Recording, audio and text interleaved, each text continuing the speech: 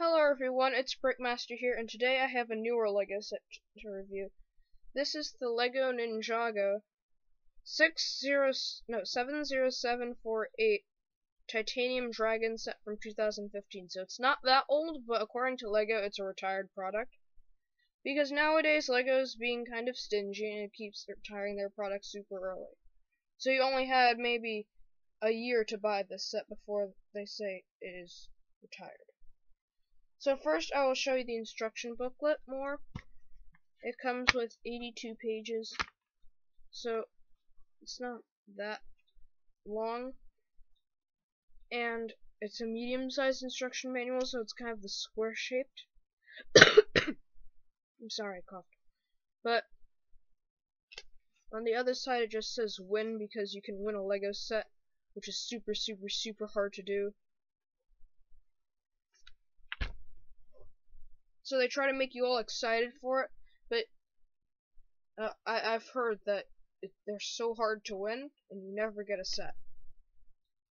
So I'll show you the minifigures. This is Zane, who's the person who rides the dragon. He has a bunch of printing on his torso, and on his legs, and on his face he has a screen sort of thing, and some sort of lens on his eye, so he can zoom in on something.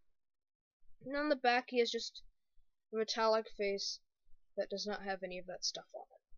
So if you take his head off, he has this shoulder pad thing, and on the back you can slip some swords in, some katana swords that are especially adapted for that use. And on the back he has a bunch of more metallic things, and you can put this back on, and it all stays on very well. And that little golden thing is supposed to be the sign of the Ninja of Ice. Put this back on.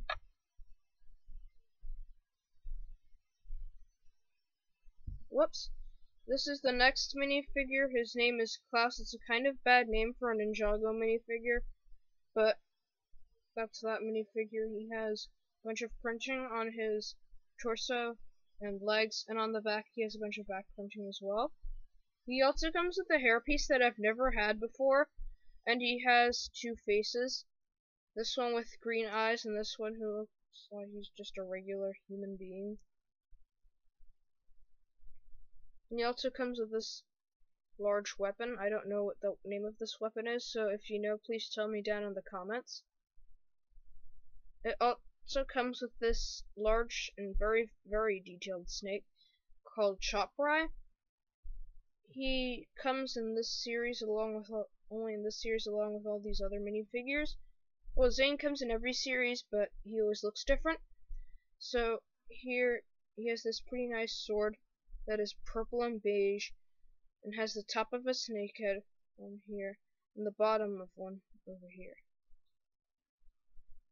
He also comes with this very angry looking face, so he has red eyes and 4 fangs, so it looks like you don't want to mess with him. And he also comes with a bunch of printing on his tail, which looks like a bunch of destroyed and warped armor. Here you can see more of his torso printing, the back and the front. And he also has a bunch of printing on his shoulder pads. So he has 2 spikes on his left and 1 spike on his right.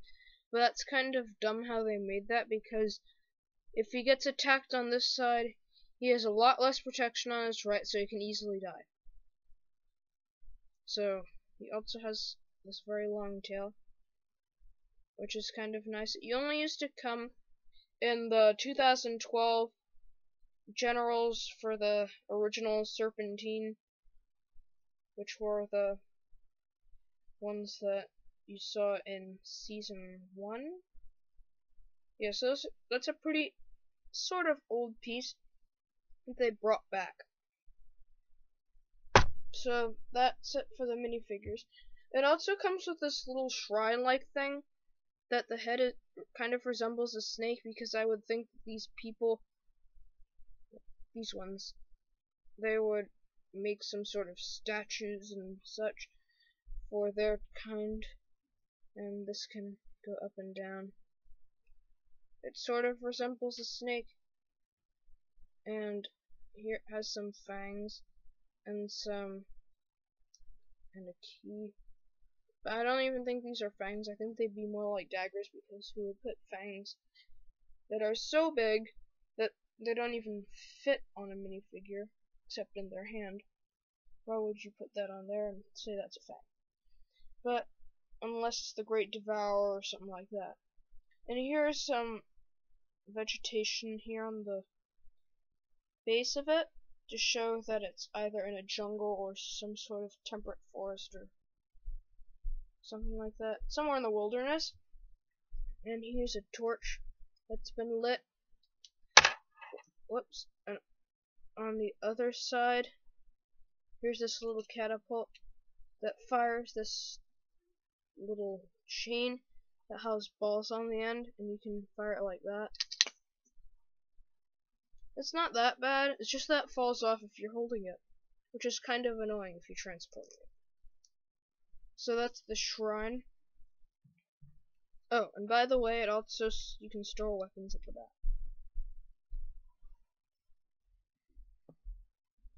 Here's the dragon, which is the reason why I bought this set. Right now, I'm not a big modern Ninjago fan, because I think the stories are not as good as they used to be.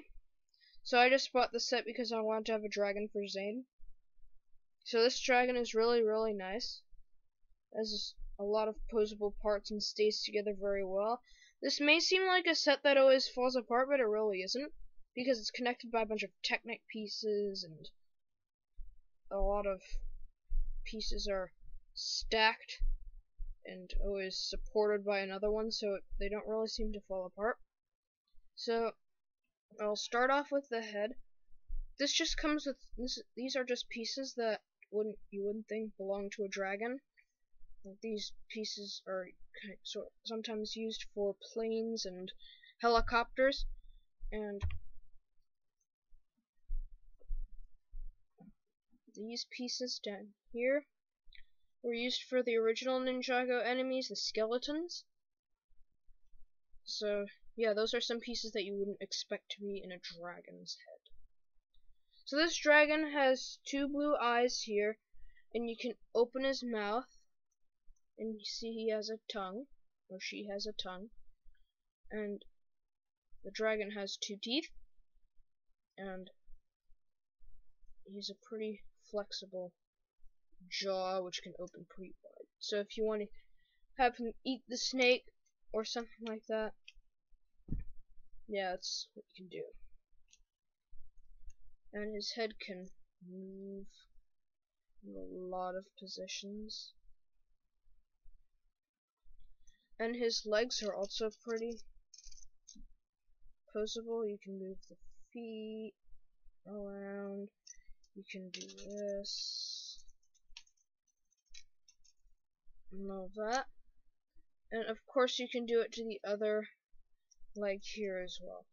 And you can move these. They're kind of like little wings or something like that. But I don't know what they exactly are, but they look pretty nice. Here's the saddle for Zane, so he can sit on the dragon and ride it. The dragon's wings can also move around a lot, which is kind of nice. And the tips of the wings can also move. I won't move every single one because they move in the exact same way. It also comes with a flag for the dragon, so you can move the flag around. I don't know what this means. Maybe this is actually some sort of Chinese, Japanese, or Korean, or some kind of language that actually exists, but who knows. And here again is the symbol for the Ninja of Ice, who is Zane. So here at the bottom, it has two backpacks for Zane and two daggers, one on either side for him. If he's going to fight, of course he needs weapons. Even though he knows spin jutsu, which is that art where they swirl around and become tornadoes. And on the back, there are 2 smaller legs, which can also move and are very posable as well. Also, the back half can also move like that, which is kind of nice. So if there's some sort of person on the ground, they can pick it up and then fly them away. Natsu comes with this very posable tail, so it can go in very many positions. And he also has this pretty nice piece for a tail, which looks like it's just ice, nothing else, just ice. So that's kind of nice. And here at the bottom, there are all the pieces that connect everything together. And even though it doesn't look that bad, I still think it looks pretty good. So that's it for the dragon. So since we went through everything, that's it for my review. I hope you enjoy it, and you can stick around for more LEGO sets that are coming on the way that are going to be reviewed. And I hope you, of course, you stick around, and I will see you guys next time. Alright, bye!